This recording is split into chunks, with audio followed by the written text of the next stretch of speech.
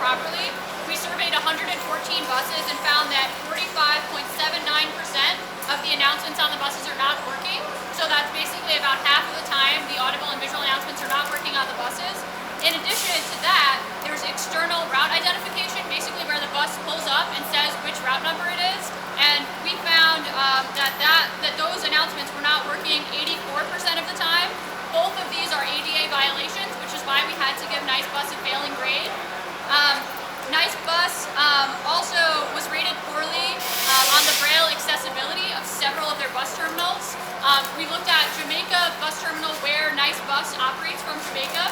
We looked at Roosevelt Field Terminal, and we also looked at Nassau Community College terminals, and we rated them for the Braille.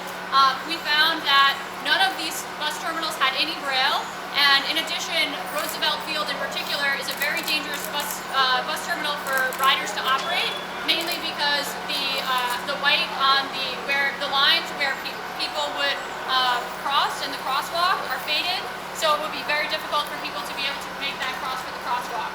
So those are some of the issues related to Braille. However, Nice Bus has improved with its Braille system from last year at Hempstead Bus Terminal and at Mineola Bus Terminal. Both of those have showed signs of improvement.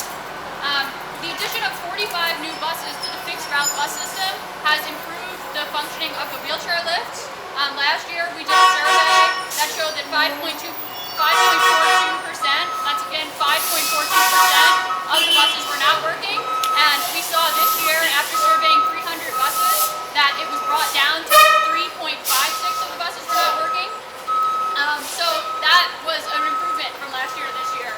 In addition, we saw that Nice Bus is adding 28 new Able Ride vans